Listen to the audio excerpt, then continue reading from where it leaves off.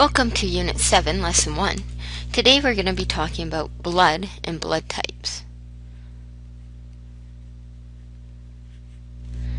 And we're going to split this video into two parts. Part 1 will be mandatory viewing, where we're going to talk about the various components of blood, and in particular look at the details of plasma. So that's part 1, and it's mandatory.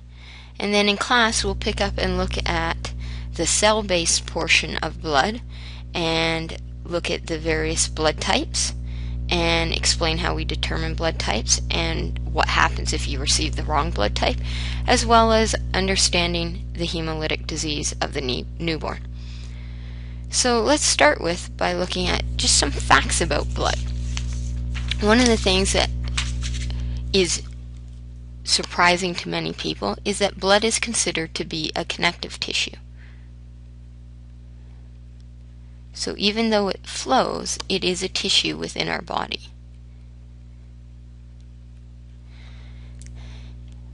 And its job is to transport substances between the cell and external environment to help maintain a word we should be very familiar with now, homeostasis. And the average size adult contains about 5 liters of blood. And this represents approximately 8% of your body weight. And in terms of if you're a blood donor, they'll take up to 500 milliliters, or 10% of your blood in a single donation. Well, if you leave blood to stand still, it will actually separate into two parts. A liquid part that is called the, can you get it with just the P? It is called the plasma.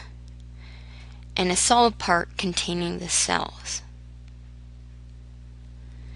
And in 1 liter of blood, you should have approximately 5 billion, this is 1 milliliter, a cubic centimeter. You'll have 5 billion red blood cells that help to transport gas. And every second, almost 2 million of those red blood cells die or are turned over. The average red blood cell will live for about 120 days. But because red blood cells lack nuclei and most organelles, they have a very short lifespan. And to compensate for this, your body actually produces 200 billion new blood cells every day. So your body's pretty busy making blood cells. This is what your bone marrow is important for. And if you are to calculate out your volume of blood and how many blood cells are in a mil, you should have approximately 25 times 10 to the 13 red blood cells in total. That is 25 trillion red blood cells. So when we were doing the cell unit and talking about all the different details of cells in that, and said your body was made up of trillions and trillions of cells, well, your blood alone accounts for 25 trillion. So let's take a closer look of what's actually in your blood. And if you're healthy, you're eating normal things, you're not doing drugs, this is what should be in your blood. We look at a drop of blood and we divide it. You're going to find out approximately 55% of it equals the plasma portion. This is liquid. And for those of you who are brilliant at math, that means you got it. 45% equals the cell-based portion. And we don't quite say cell portion because there are platelets, which are fragments of cells, that are considered part of the cell-based portion.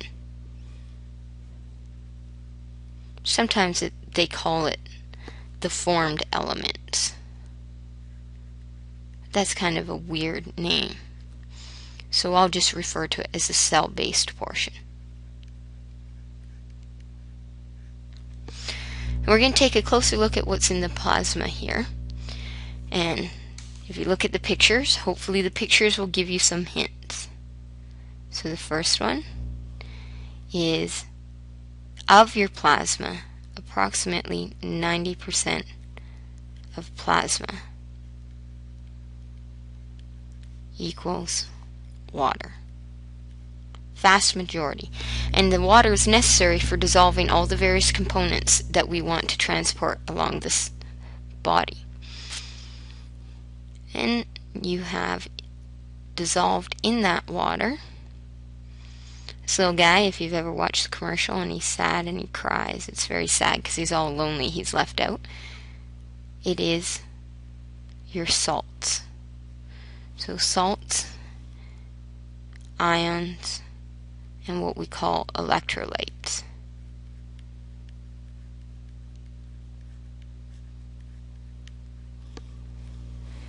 Such as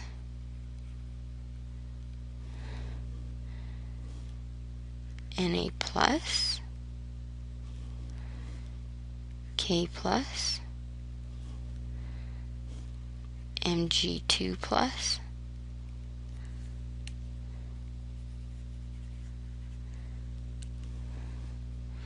and there are some negative ions such as Cl negative, and what we'll look at closer in the respiratory system, what are called bicarbonate ions.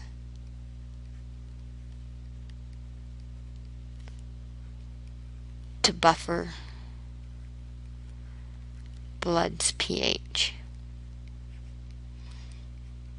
which is typically just slightly basic at about 7.4. And we'll talk more about that in our respiratory system because that's where it becomes really relevant. As well, this balloon should be filled with, just like your plasma, that's right, gases. There's many gases dissolved in your plasma, including N2, O2, carbon dioxide.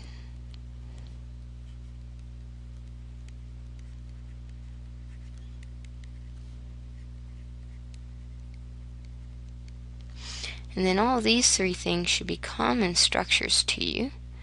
They're the building blocks of the biological classes of molecules. And they're used to represent a variety of nutrients. Many people think our red blood cells carry our nutrients around, but it's really the plasma that has all the nutrients dissolved in them. So nutrients such as simple sugars,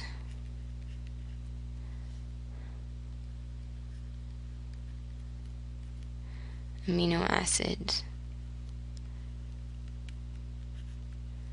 nucleotides, those types of things. And then if you look down here, this is a chain of amino acids.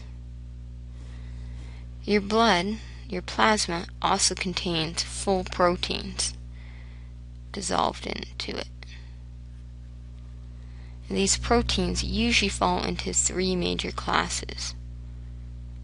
One, fibrinogen, which we mentioned being produced by the liver in the digestive unit, because we were talking about liver functions.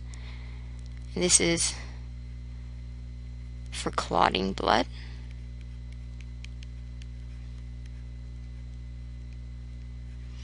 It also has albumins, which we mentioned again being produced by the liver for maintaining blood pressure.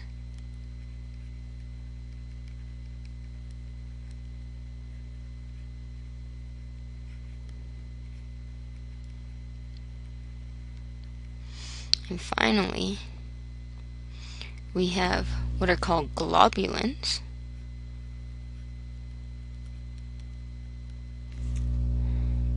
In particular, we have alpha and beta globulin for transporting fats, because if you remember, fat themselves are not soluble in water, so they have to be bound to this protein called alpha and beta globulin.